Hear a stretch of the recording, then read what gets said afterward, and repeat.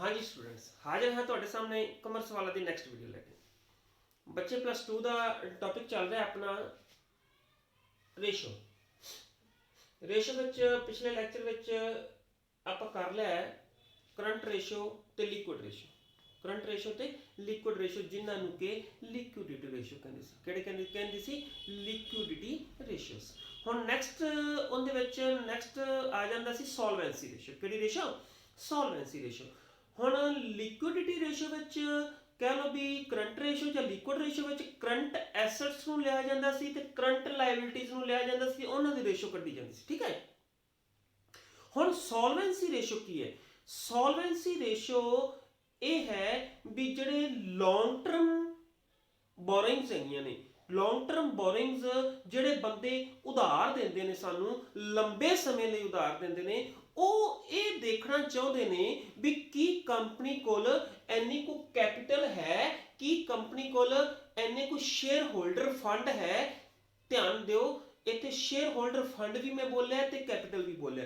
ਹੁਣ ਆਪਾਂ ਜਦੋਂ ਪਾਰਟਨਰਸ਼ਿਪ ਕੀਤਾ ਸੀ ਜਾਂ ਸੋਲ ਪ੍ਰੋਪਰਾਈਟਰਸ਼ਿਪ ਕੀਤੀ ਸੀ, ਸੋਲ ਪ੍ਰੋਪਰਾਈਟਰਸ਼ਿਪ ਜਾਂ ਪਾਰਟਨਰਸ਼ਿਪ ਦੇ ਵਿੱਚ ਜਿਹੜੇ ਵੀ ਵਿਅਕਤੀ ਸੀ, ਚਾਹੇ ਉਹ ਪਾਰਟਨਰ ਸੀ ਚਾਹੇ ਉਹ ਕੱਲਾ ਵਿਅਕਤੀ ਸੀ, ਜੋ ਪੈਸਾ ਲਗਾਉਂਦਾ ਸੀ ਉਹਨੂੰ ਕੈਪੀਟਲ ਕਿਹਾ ਜਾਂਦਾ ਸੀ। ਉਹਨੂੰ ਕੀ ਕਿਹਾ ਜਾਂਦਾ ਸੀ? ਕੈਪੀਟਲ ਕਿਹਾ ਜਾਂਦਾ ਸੀ। ਹੁਣ ਇੱਥੇ ਆਪਾਂ ਗੱਲ ਕਿਹਦੀ ਕਰ ਰਹੇ ਹਾਂ? ਗੱਲ ਕਰ ਰਹੇ ਹਾਂ ਕੰਪਨੀ ਦੀ। ਗੱਲ ਕਰ ਰਹੇ ਹਾਂ ਕੰਪਨੀ ਦੀ। ਹੋਰ ਕੰਪਨੀਜ਼ ਦੇ ਵਿੱਚ ਕੰਪਨੀ ਪੈਸਾ ਕਿੱਥੋਂ ਇਕੱਠਾ ਕਰਦੀ ਹੈ? ਸ਼ੇਅਰਸ ਇਸ਼ੂ ਕਰਕੇ। ਕਿੱਥੋਂ ਕਰਦੀ ਹੈ? ਸ਼ੇਅਰਸ ਇਸ਼ੂ ਕਰਦੀ ਹੈ। ਸ਼ੇਅਰ ਇਸ਼ੂ ਕਰਦੀ ਹੈ। ਮੇਰੇ ਵਰਗੇ ਤੁਹਾਡੇ ਵਰਗੇ ਉਹ ਥੋੜੇ ਥੋੜੇ ਸ਼ੇਅਰ ਖਰੀਦਦੇ ਹੈ, ਕੰਪਨੀ ਦੇ ਸ਼ੇਅਰ ਖਰੀਦਦੇ ਹੈ, ਔਰ ਜੋ ਵੀ ਪੈਸਾ ਆ ਜਾਂਦਾ ਹੈ ਉਹਨੂੰ ਕਹਿੰਦੇ ਨੇ ਸ਼ੇਅਰ ਹੋਲਡਰ ਫੰਡ। ਕੈਪੀਟਲ ਨੂੰ ਸ਼ੇਅਰ ਹੋਲਡਰ ਫੰਡ ਵੀ ਕਹਿੰਦੇ ਨੇ। ਕਿਹਦੇ ਵਿੱਚ? ਕੰਪਨੀ ਦੀ ਸਥਿਤੀ ਵਿੱਚ। ਕਿਹੜੀ ਸਥਿਤੀ ਵਿੱਚ? ਕੰਪਨੀ ਦੀ ਸਥਿਤੀ ਵਿੱਚ। ਠੀਕ ਹੈ। ਹੁਣ ਜਿਹੜੇ ਲੌਂਗ ਟਰਮ ਬੋਰਿੰਗਸ ਵਾਲੇ ਨੇ, ਲੌਂਗ ਟਰਮ ਜਿਨ੍ਹਾਂ ਨੇ ਉਧਾਰ ਦਿੱਤਾ ਕੰਪਨੀ ਨੂੰ, ਮਤਲਬ ਕਹਿਣ ਦਾ ਜਿਹੜਾ ਉਧਾਰ ਇੱਕ ਫਾਈਨੈਂਸ਼ੀਅਲ ਈਅਰ ਦੇ ਵਿੱਚ ਜਾਂ ਕਹਿ ਲਓ ਵੀ 12 ਮਹੀਨੇ ਦੇ ਵਿੱਚ, ਇੱਕ ਸਾਲ ਦੇ ਵਿੱਚ ਤੋਂ ਬਾਅਦ ਚੁਕਾਉਣਾ ਹੈ, ਲੌਂਗ ਟਰਮ ਹੈ, ਤਾਂ ਉਹ ਲੋਕ ਸੋਚਦੇ ਹੈ ਵੀ ਕੀ ਕੰਪਨੀ ਕੋਲ ਇੰਨਾ ਕੁ ਪੈਸਾ ਹੈ ਕਿ ਉਹ ਸਾਡਾ ਉਧਾਰ ਚੁਕਾ ਸਕੇ, ਇੰਨਾ ਕੁ ਸ਼ੇਅਰ ਹੋਲਡਰ ਫੰਡ ਹੈ, ਇੰਨੀ ਕੁ ਕੈਪੀਟਲ ਹੈ ਕਿ ਸਾਡਾ ਉਹ ਉਧਾਰ ਚੁਕਾ ਸਕੇ। ਇਹੋ ਜਿਹੀ ਸਥਿਤੀ ਵਿੱਚ ਆ ਕੇ ਜਿਹੜੀ ਉਹ ਰੇਸ਼ੋ ਕੈਲਕੂਲੇਟ ਕੀਤੀ ਜਾਂਦੀ ਹੈ। ਰੇਸ਼ੋ, ਜਿਸ ਰੇਸ਼ੋ ਤੋਂ ਪਤਾ ਲੱਗਦਾ ਹੈ ਉਹ ਰੇਸ਼ੋ ਕਿਹੜੀ ਹੈ? ਸੋਲਵੈਂਸੀ ਰੇਸ਼ੋ। ਕਿਹੜੀਆਂ ਰੇਸ਼ੋਸ ਨੇ? ਸੋਲਵੈਂਸੀ ਰੇਸ਼ੋ। ਧਿਆਨ ਦਿਓ ਇਹਦੇ ਵਿੱਚ ਆਪਾਂ ਇਹਦੀ ਮੀਨਿੰਗ ਕਰਦੇ ਹਾਂ। ਸੋਲਵੈਂਸੀ of a business means that the business is in a position कि business as position ਵਿੱਚ ਹੈ to meet its long term financial obligations, कि ਆਪਣੀਆਂ ਲੰਬੇ ਸਮੇਂ ਦੀਆਂ obligations, ਆਪਣੇ ਲੰਬੇ ਸਮੇਂ ਦੀਆਂ liabilities ਨੂੰ ਚੁਕਾਉਣ ਦੇ ਉਹ ਕੀ ਹੈ? ਯੋਗ ਉਸ ਪੋਜੀਸ਼ਨ ਵਿੱਚ ਹੈ as and when they become due, ਜਦੋਂ ਹੁਣ ਵੀ ਹੋਵੇ ਜਾਂ ਜਦੋਂ ਉਹ ਡਿਊ ਹੋਣ, ਉਹਨਾਂ ਦੀਆਂ ਓਬਲੀਗੇਸ਼ਨਸ, ਜਦੋਂ ਉਹਨਾਂ ਦੇ ਕਰਜ਼ੇ ਦੇਣੇ ਹੋਣ, ਤਾਂ ਉਸ ਪੋਜੀਸ਼ਨ ਵਿੱਚ ਹੋਵੇ। ਤਾਂ ਇਸ ਤਰ੍ਹਾਂ ਦੀ ਪੋਜੀਸ਼ਨ ਨੂੰ ਡਿਟਰਮਿਨ ਕਰਨ ਵਾਸਤੇ ਕਿਹੜੀ ਰੇਸ਼ੋ ਕੈਲਕੂਲੇਟ ਕੀਤੀ ਜਾਂਦੀ ਹੈ? ਸੋਲਵੈਂਸੀ ਰੇਸ਼ੋ। ਕਿਹੜੀਆਂ ਰੇਸ਼ੋਸ? ਸੋਲਵੈਂਸੀ ਰੇਸ਼ੋਸ। ਸੋਲਵੈਂਸੀ ਰੇਸ਼ੋਸ ਦੇ ਵਿੱਚ ਅੱਗੇ ਰੇਸ਼ੋਸ ਹਨ, ਜਿਵੇਂ ਲਿਕੁਇਡਿਟੀ ਰੇਸ਼ੋ ਦੇ ਵਿੱਚ ਅੱਗੇ ਰੇਸ਼ੋਸ ਕਿਹੜੀਆਂ ਸੀ? ਕਰੰਟ ਰੇਸ਼ੋ ਤੇ ਲਿਕੁਇਡ ਰੇਸ਼ੋ। ਉਵੇਂ ਸੋਲਵੈਂਸੀ ਰੇਸ਼ੋ ਵਿੱਚ ਵੀ ਕਿਹੜੀਆਂ ਰੇਸ਼ੋਸ ਨੇ ਅੱਗੇ? Number 1 debt equity ratio. Number 1 debt to equity ratio. Number 2 total assets to debt ratio. Debt to equity ratio, total assets to debt ratio, proprietary ratio ते interest coverage ratio. चार तरह दी ratios आपां इहदे विच करन जा रहे हां। इन चारां तरह दी रेशो दी एक्सप्लेनेशन तुहानूं बड़ी डिटेल दे विच ते वधिया ढंग नाल मैं करावांगा।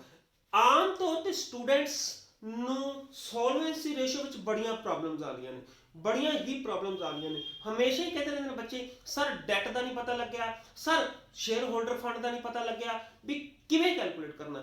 ਅੱਜ ਇਸ ਲੈਕਚਰ ਦੇ ਵਿੱਚ ਤੁਹਾਨੂੰ ਮੈਂ ਡੈਟ ਦਾ ਜਾਂ ਇਹ ਕਹਿ ਲਓ ਵੀ ਡੈਟ ਟੂ ਇਕੁਇਟੀ ਰੇਸ਼ੋ ਜਾਂ total assets to debt ratio ਦੀ ਇੰਨੀ ਜ਼ਿਆਦਾ ਕਲੈਰਿਟੀ ਕਰ ਦਿਆਂਗਾ ਕਿ ਤੁਹਾਨੂੰ ਕਦੇ ਵੀ ਇਸ ਦੇ ਵਿੱਚ ਕੋਈ ਵੀ ਪ੍ਰੋਬਲਮ ਨਹੀਂ ਆਏਗੀ। ਹੁਣ ਧਿਆਨ ਦਿਓ, ਡੈਟ ਟੂ ਇਕੁਇਟੀ ਰੇਸ਼ੋ। ਸਭ ਤੋਂ ਪਹਿਲਾਂ ਆਪਾਂ ਚੱਕਦੇ ਹਾਂ ਇਹਦੇ ਵਿੱਚ ਡੈਟ ਟੂ ਇਕੁਇਟੀ ਰੇਸ਼ੋ। ਵੀ ਡੈਟ ਤੇ ਇਕੁਇਟੀ ਦੀ ਰੇਸ਼ੋ ਕੀ ਹੈ? ਦੇਖੋ debt to equity ratio shows relationship between long term external equities and internal ਇਕੁਇਟੀਜ਼।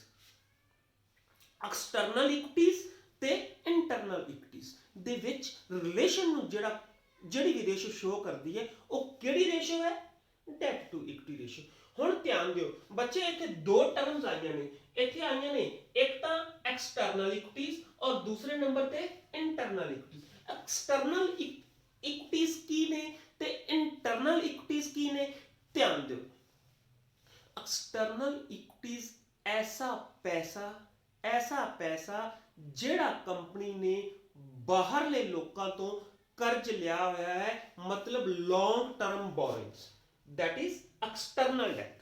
ਉਹਨੂੰ ਕੀ ਕਹਿੰਦੇ ਨੇ? External debt. ਮਤਲਬ ਕਹਿਣ ਦਾ ਕੰਪਨੀ ਨੇ ਕਿਸੇ ਬਾਹਰਲੇ ਵਿਅਕਤੀ ਕੋਲੋਂ ਪੈਸਾ ਲਿਆ ਵੀ ਮੈਂ ਤੈਨੂੰ 10% ਵਿਆਜ ਤੇ ਜਾਂ 2% ਵਿਆਜ ਤੇ 4% ਵਿਆਜ ਤੇ ਉਹ ਪੈਸਾ ਮੈਂ ਵਾਪਸ ਕਰਾਂਗਾ। ਮਤਲਬ ਕਹਿਣ ਦਾ ਉਹ ਸਾਰਾ ਪੈਸਾ ਜੋ ਕਿ ਕੰਪਨੀ ਬਾਹਰਲੇ ਪਾਰਟੀਜ਼ ਤੋਂ, ਥਰਡ ਪਾਰਟੀਜ਼ ਤੋਂ ਲੰਬੇ ਸਮੇਂ ਵਾਸਤੇ ਉਧਾਰ ਲੈਂਦੀ ਹੈ, ਉਹਨਾਂ ਨੂੰ ਕੀ ਕਹਿੰਦੇ ਨੇ? External equities. ਐਂਡ ਇੰਟਰਨਲ ਇਕੁਇਟੀਜ਼ ਉਹ ਹੁੰਦੀਆਂ ਨੇ ਜੋ ਕਿ ਸ਼ੇਅਰ ਹੋਲਡਰਸ ਆਪਦਾ ਪੈਸਾ ਲਗਾਉਂਦੇ ਨੇ। ਸ਼ੇਅਰ ਹੋਲਡਰਸ ਆਪਦਾ ਪੈਸਾ ਲਗਾਉਂਦੇ ਨੇ ਤਾਂ ਉਸ ਚੀਜ਼ ਨੂੰ ਕੀ ਕਹਿੰਦੇ ਨੇ?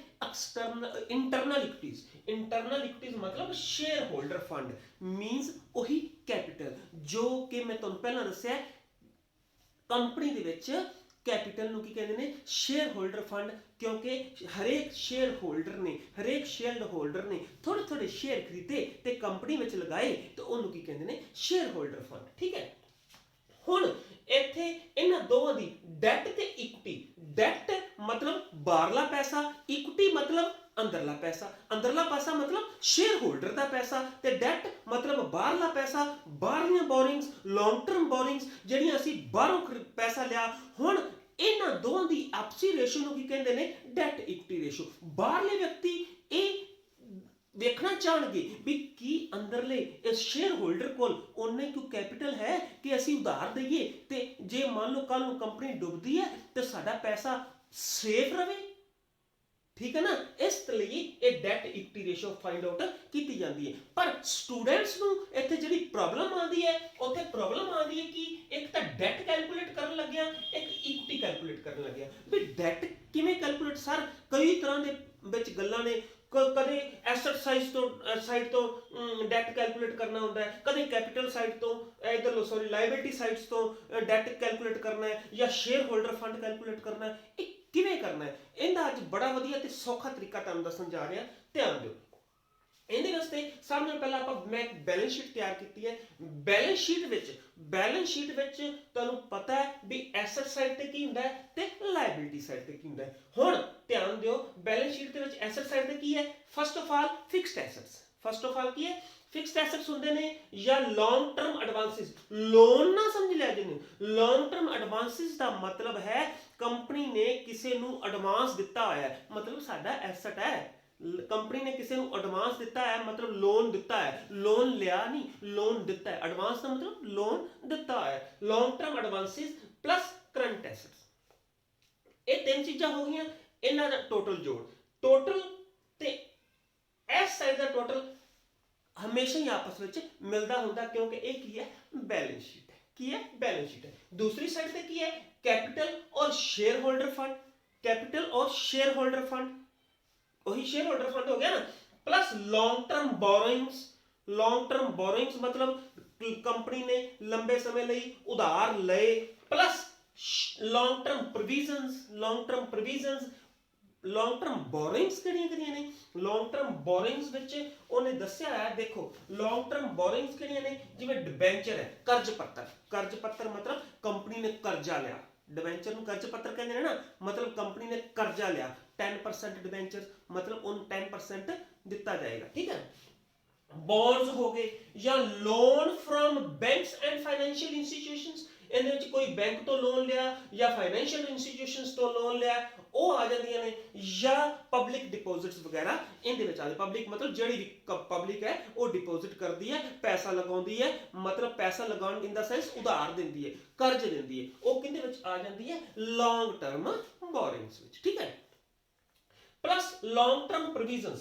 लॉन्ग टर्म प्रोविजनस का मतलब की है, जिवें प्रोविजन था, ये ऐसे प्रोविजन बना दिते गए कि जे कदे लॉन्ग टर्म की लाइबिलिटी, लंबे समय वाली लाइबिलिटी साडे अगे आउंदी है, तो वो प्रोविजन दा पैसा उस लाइबिलिटी नूं चुकाउण वास्ते दिता जा सके।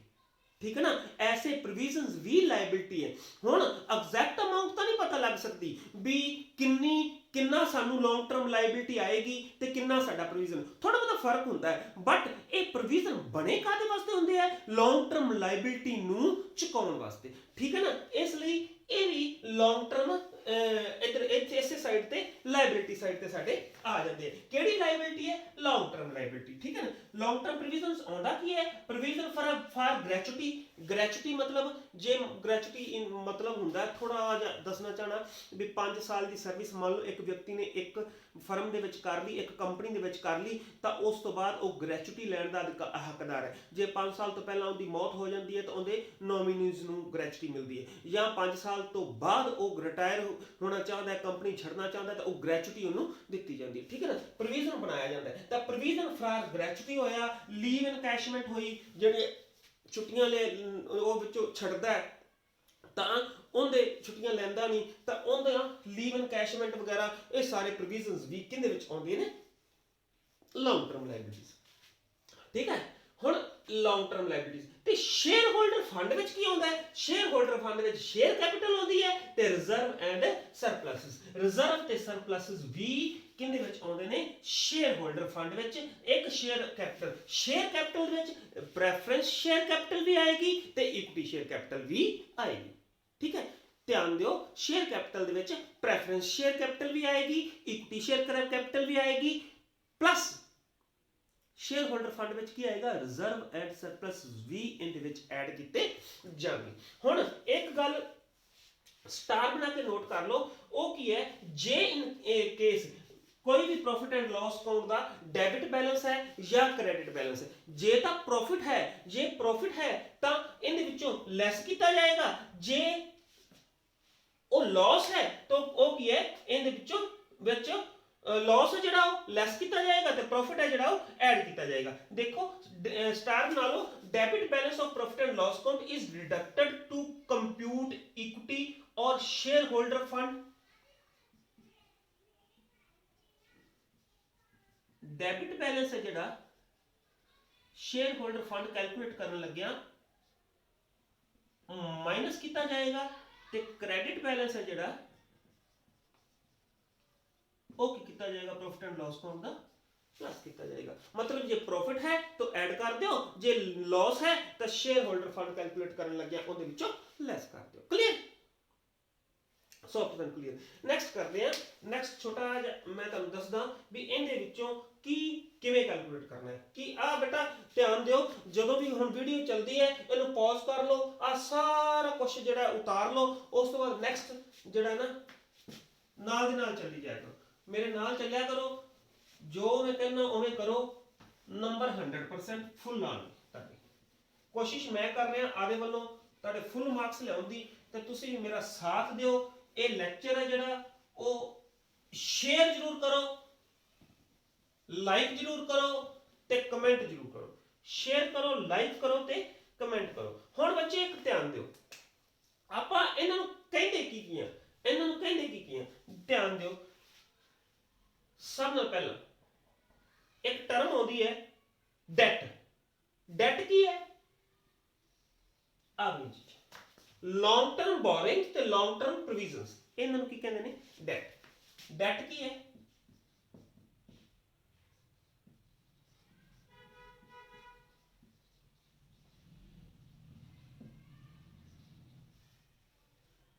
प्लस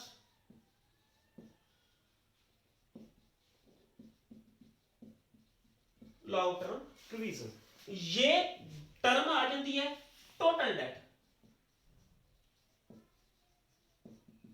टोटल डेट ਇਹਦੇ ਵਿੱਚ प्लस की हो जाएगा करंट लाइबिलिटीज मतलब कहता टोटल डेट की है long term borrowings long term provisions plus current liability ਇਹਨੂੰ ਕਹਿੰਦੇ ਨੇ टोटल डेट ठीक है ਤੇ डेट ओनली की है सिर्फ लॉन्ग टर्म बोरिंग्स ਤੇ लॉन्ग टर्म प्रोविजंस ओके ਹੁਣ ਆਪਾਂ रेशो कितनी करनी है रेशो कादी करनी है डेट टू इक्विटी ਇਹਦਾ ਮਤਲਬ ਚਾਹੀਦਾ ਕੀ ਹੈ सिर्फ तो सिर्फ ਆਪਾਂ ਨੂੰ डेट ਜੇ ਆਪਾਂ ਨੂੰ टोटल डेट ਦਿੱਤਾ है टोटल डेट ਇਹਦਾ ਮਤਲਬ टोटल डेट ਦੇ ਵਿੱਚੋਂ ਆਪਾਂ करंट लायबिलिटी ਲੈਸ ਕਰ ਦੇਾਂਗੇ ਘਟਾ ਦੇਾਂਗੇ ਤੇ ਫਿਰ ਕੀ ਆ ਜਾਏਗਾ ਆਪਣੇ ਕੋਲ डेट क्लियर है ਇਹਨਾਂ को क्लियर है टोटल डेट ਵਿੱਚੋਂ करंट लायबिलिटी ਕੱਢ ਦਿਓ ਤੇ ਕੀ ਆਏਗਾ ਸਾਡੇ ਕੋਲ only and only debt number 2 एक टर्म होती है कैपिटल एम्प्लॉयड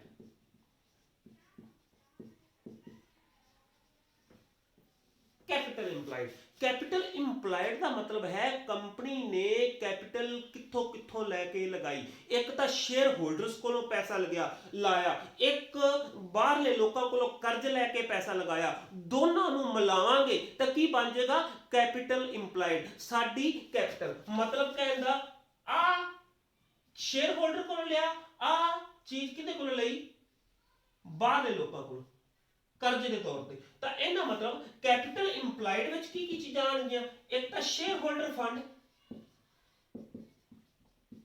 जिहड़ा कि शेयर होल्डर्स को लिया प्लस की आएगा आ लॉन्ग टर्म बोरिंग्स इधरों लै लो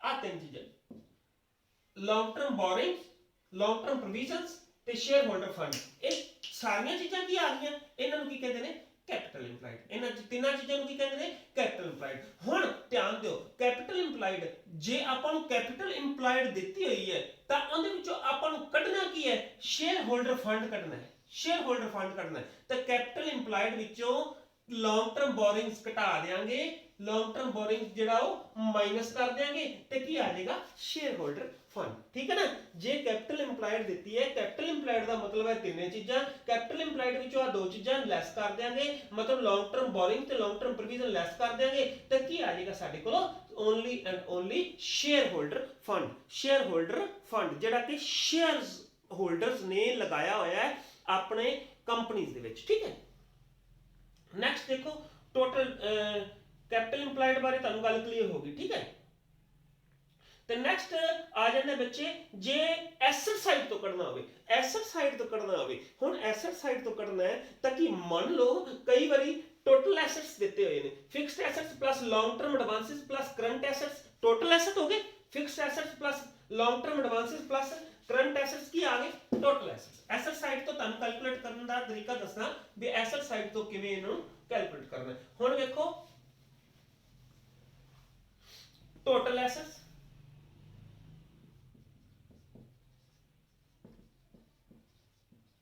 टोटल एसेट्स आ fixed assets long term advances total assets आ चुके ने टोटल एसेट्स दे विचों प्लस टोटल एसेट्स ਜਾਂ कह लो टोटल एसेट्स दे विचों की कर दियो माइनस कर दियो टोटल एसेट्स दे विचों की चीज़ां माइनस करनियां ने जे तां करंट लायबिलिटी घटा दियो ते लॉन्ग टर्म लायबिलिटी घटा दियो की आ जाएगा शेयर होल्डर फंड ध्यान दियो टोटल एसेट्स दे विचों करंट लायबिलिटी घटा देंगे लॉन्ग टर्म लायबिलिटी घटा देंगे तो की आ जाएगा शेयर होल्डर फंड जे टोटल एसेट्स दे विचों कैपिटल घटा देंगे ते करंट लायबिलिटी घटा देंगे टोटल एसेट्स सानूं दित्ते हुए ने टोटल एसेट्स दे विचों एक तो करंट लायबिलिटी घटा दियो दूसरा की घटा दियो कैपिटल और शेयर होल्डर फंड घटा दियो तो की आ जाएगा डेट वो की आ जाएगा डेट तो जे कटना की है शेयर होल्डर फंड कटना है तो टोटल एसेट्स मान लो अपन दिते हुए हैं टोटल एसेट्स के विचों अपन करंट लायबिलिटी भी घटा दियो ते डेट भी घटा दियो तो अपने को की आ जाएगा शेयर होल्डर फंड फिर अपने को की आ जाएगा शेयर होल्डर फंड दिमाग में रखनी है फिक्स्ड इनका टोटल जे अपन टोटल एसेट दिते हैं टोटल लायबिलिटीज नहीं दी हुई इन्हां दोवां दा जोड़ बराबर हुंदा जे ये 2 लाख है तो आ भी 2 लाख रुपया ही होएगा कई बार वर्किंग कैपिटल विच आ जाती है की आ जाती है वर्किंग कैपिटल आ जाती है तो वर्किंग कैपिटल दे केस विच की होएगा जिवें फिक्स्ड एसेट्स है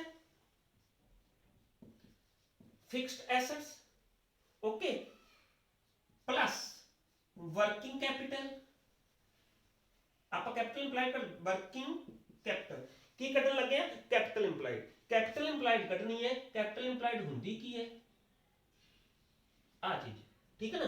हुण fixed assets plus working capital, fixed assets plus working capital की हुंदी है fixed assets plus current assets minus current liabilities. हुण फिक्स्ड एसेट्स हो गए जी आ दोवें चीज़ां, करंट एसेट्स भी आ गए, विचों करंट लाइबिलिटीज भी लैस हो गई, बाकी की बचिया माइनस फिक्टिशियस एसेट्स कर देंगे सी। पहला पिछले लेक्चर सुनो फिक्टिशियस एसेट्स माइनस कर देंगे सी, फिक्टिशियस एसेट्स माइनस करते ते की निकलिया अपने को कैपिटल इंप्लाइड। हुण इहदे विच कैपिटल इंप्लाइड अपने को आ चुकी है ते कैपिटल इंप्लाइड दे विचों आपां दोवें चीज़ां फाइंड आउट कर सकते हैं।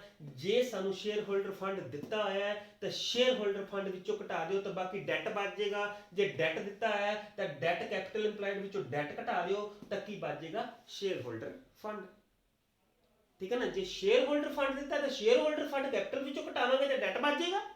क्लीयर है। जे डेट दिता है तो कैपिटल इंप्लाइड विचों डेट घटा दो तो शेयर होल्डर फंड आ जाएगा। क्लीयर है ना। निक्कियां निक्कियां चीज़ां ने, क्वेश्चन करांगे तो ज़्यादा क्लैरिटी होएगी। एक निक्का जिहा क्वेश्चन इहदे नाल लगमा ही तुहानूं कराउणा ते उस तो बाद आपां नैक्सट लैक्चर विच तुहानूं होर बहुत ज़्यादा क्वेश्चन करवाउण जा रहे हैं, ठीक है। फॉर एग्जांपल साडे कोल दिता है शेयर होल्डर फंड दिता है,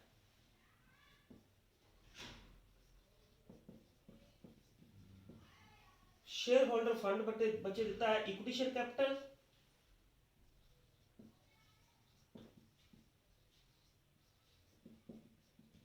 इक्विटी शेयर कैपिटल 2 लाख,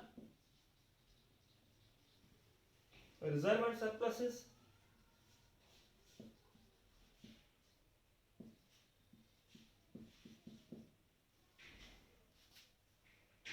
कितना दिता है 1,50,000,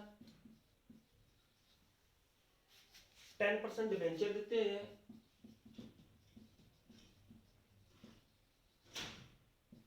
कितने दिते 3,50,000, नाल दिता अपन करंट लायबिलिटीज,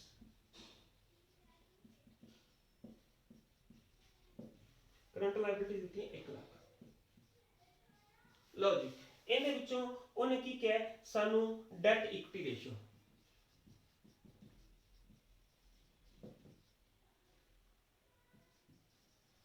हुण डेट इक्विटी रेशियो कटनी है तो फार्मूला की है, फार्मूला है डेट इक्विटी रेशियो का debt divided by share holder fund.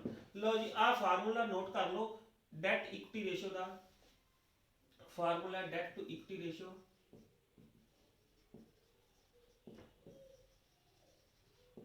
की है debt over share holder fund, ऊपर डेट आना है थले शेयर होल्डर फंड आना है। हुण आपां इहदे विचों कैलकुलेट करना है, एक तो डेट कैलकुलेट करना है, एक शेयर होल्डर फंड कैलकुलेट करना है। हुण डेट कितना है, डेट दे विच आउंदा की है लॉन्ग टर्म डेट विच आउंदा की है debentures, bonds, loan from banks, financial institutions and public deposits. हां जी इहदे विच कुछ है, यस डिबेंचर्स है। डिबेंचर्स कितने दिते हुए ने 3 लाख ते 50,000 रुपए, ऊपर तो आ जाएगा 3 लाख ते 50,000, थले की है share holder fund, share holder fund विच आना की है देखो इक्विटी शेयर कैपिटल आएगी, यस आएगी, reserve and surplus share capital विच equity share capital plus reserve and surplus, yes 2 lakh ए आ गया प्लस की आ गया रिजर्व एंड सरप्लस 1.5 लाख, 1,50,000 ए आ गया। हुण 2 लाख ते 1,50,000 डेट कितना सी